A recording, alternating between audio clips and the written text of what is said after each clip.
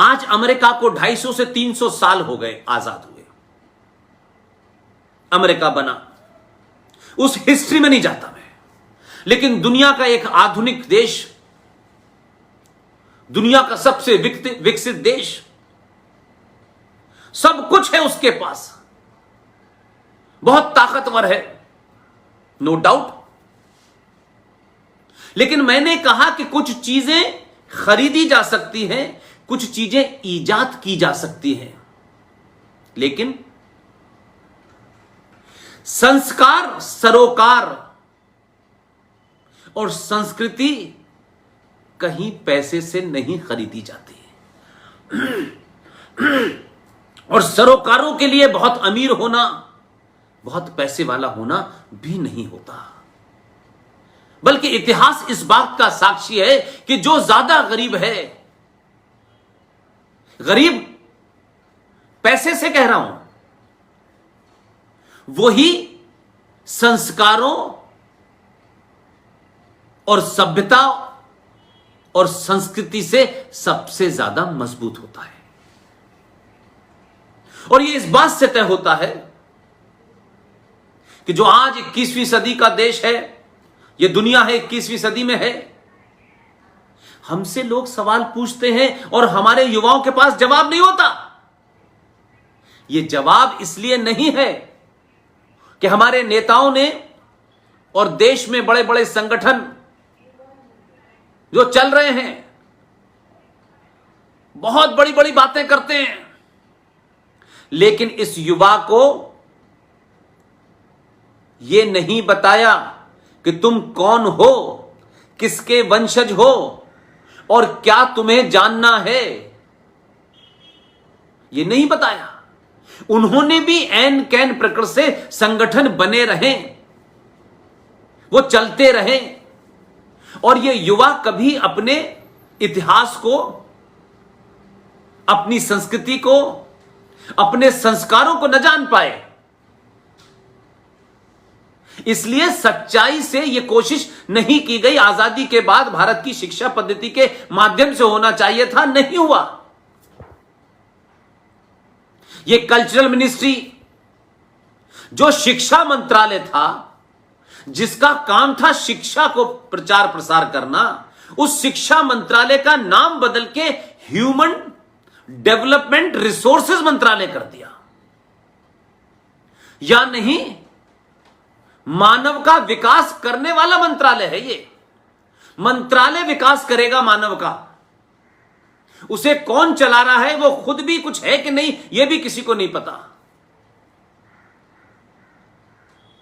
इसलिए मैंने कहा कि आज आप आर्थिक रूप से शायद थोड़े कमजोर हो सकते हैं।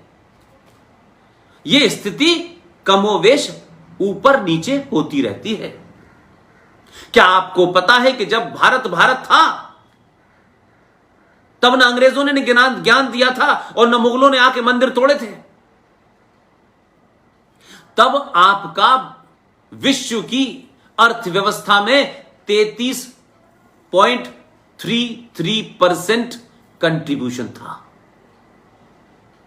जिसे आप सोने की चिड़िया कहते हैं। लेकिन आपने क्या हुआ, आप गुलाम हुए, ये आए वो आए, सब चले गए, उनकी छोड़ दें थोड़ी देर के लिए, और 15 अगस्त के बाद जो आए उनकी चर्चा करें कि इतिहास के कालखंड में 100 साल एक लम्हे के बराबर होते हैं। तो अगर कोई विकास की बात करता है, आधुनिकता की बात करता है, जेंडर जस्टिस की बात करता है, और दुनिया में जो लोग 300 साल के आसपास पहुंच गए हैं अपनी आजादी को लेकर के, पूरी दुनिया को बताते हैं कि आपको लोकतंत्र स्थापित करना है। कई जगह हमले करते हैं, कहते हैं हम लोकतंत्र स्थापित करने आए हैं। उनको लोकतंत्र का बहुत शौक है, और हम ये समझते हैं कि डेमोक्रेसी, वाह वाह वाह, क्या ये चीज ऐसी है जो हमें इसको समझना चाहिए और दुनिया की सबसे पुराने लोकतंत्र को जानना है तो अमेरिका चाहिए। इसलिए मैंने कहा कि आपके सरोकार संस्कृति और सनातन के कारण आपको 250 साल नहीं चाहिए, नहीं चाहिए आपको 250 साल। अगर यह विकसित है और इसके अंदर आपका एक विशाल रूप है, तो विकास का मतलब बड़ी बड़ी मंजिलें, बड़ी बड़ी गाड़ियां, हवाई जहाजों की रेस नहीं होती। यह बात मैं इस तर्क के साथ कहना चाहता हूं कि जो अमेरिका की तरफ देखते थे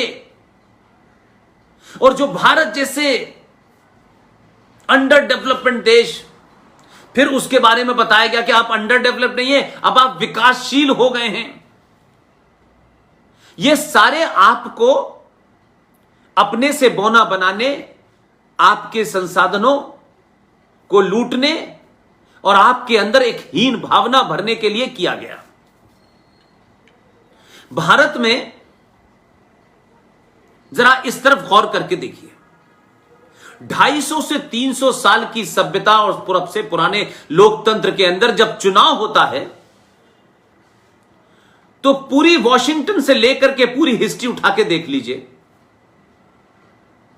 इस आधुनिक देश में जहां जेंडर जस्टिस, जहां वुमेन लिबरेशन की नई नई परिभाषाएं बनती हैं और भारत के लोग, सनातन सभ्यता के लोग, दुनिया की सबसे पुरानी सभ्यता के लोग, उनकी बनाई परिभाषा जो आधुनिकता की है, उनकी बनाई जो डेफिनेशन जेंडर जस्टिस की है, उसे ही सही समझने लगता है। इसलिए यह सवाल कभी आपने पूछा नहीं कि जो हमें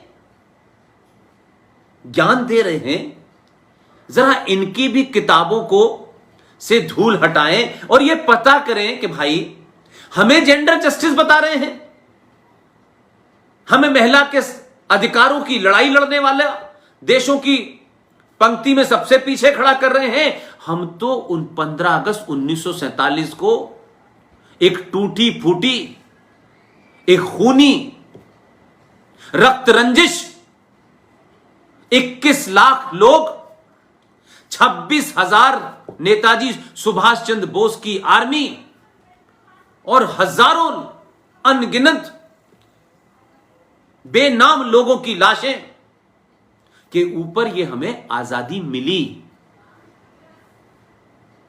लेकिन जैसी भी थी वो बहस का मुद्दा नहीं है। हमारे देश में जेंडर जस्टिस की बात करने वालों को पता होना चाहिए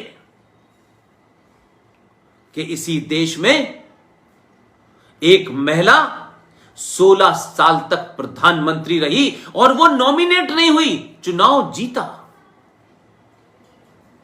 उसमें कुछ खामियां, कुछ कमियां हो सकती हैं, लेकिन देश में 16 साल तक एक महिला प्रधानमंत्री रही।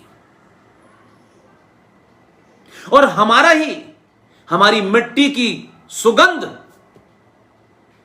इस मिट्टी से पैदा होने वाले लोग, हो सकता है कि उनके पूर्वजों ने डर के मारे जजिया की वजह से कुछ मजहब छोड़ करके, धर्म छोड़ करके मजहब में चले गए हों। वो बांग्लादेश और वो पाकिस्तान जो इस्लामिक देश था, हमारे ही इन्फ्लुएंस के कारण इस्लामिक देश में, दुनिया के पहले इस्लामिक देश के अंदर एक प्रधानमंत्री बनी बेनजीर भुट्टो। वो हमारी संस्कृति और संस्कारों के कारण बनी, इस मिट्टी के सौगंध के कारण बनी, इस मिट्टी की खुशबू के कारण बनी, इस मिट्टी से उपजे हुए संस्कारों के कारण बनी। और इस्लामिक देशों को उसको प्रधानमंत्री मानना पड़ा। यह बात अलग है कि मौका पाकर के उस इस्लाम के ठेकेदारों ने उस महिला का मुकाबला नहीं किया, उसको चुनाव में नहीं हराया, हथियारों से उसके जीवन को समाप्त करके उसे हरा दिया। बांग्लादेश देखिए, 71 में बना एक रक्त रंजिश, खूनी युद्ध हुआ, हमारे ही संस्कार हैं कि बांग्लादेश इस्लामिक देश भी हो गया, तब भी अपोजिशन पार्टी और रूलिंग पार्टी में दोनों महिलाएं हैं। चाहे शेख हसीना बने या वो जो दूसरी है बेगम जिया, ये हमारे ही कारण है। श्रीलंका में श्रीमाओ भंडार नायके हमारे ही कारण बने। तो जैसे जैसे हमारी संस्कृति कमजोर होती गई, वो ताकतें इस मिट्टी से दूर होती गई। और वो जो अमेरिका, जो दुनिया का सबसे बड़ा आधुनिक देश है, जेंडर जस्टिस की बात करता है, उनके यहां 300 साल के अंदर एक महिला राष्ट्रपति नहीं बनी।